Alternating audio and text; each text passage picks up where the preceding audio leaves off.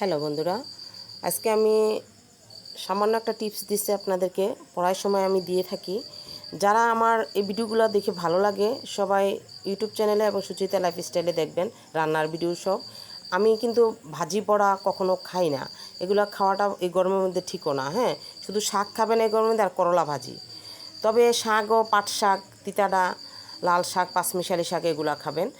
আর এই যে মানে সব সময় মশলা কম দিয়ে খেলে আপনার পেটে এই যে আজকে যে তরকারিটা রান্না করেছি শসা দিয়ে, এটা আসলে খুব টেস্ট একটা তরকারি। আমার তরকারি সবসময় সাদা হয়, এই জন্যই আমি মশলা কম দিয়ে সবসময় তরকারি রান্না। আর সবচেয়ে বড় কথা কি, শুকনো মরিচের তরকারি একদমই খাবেন না।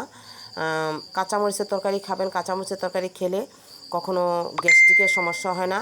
আর আপনার জন্য অনেক উপকার হবে এবং ভালো হবে, কারণ শুকনো মরিচের তরকারি গ্যাস্ট্রিক আলসার হওয়ার সম্ভাবনা বেশি।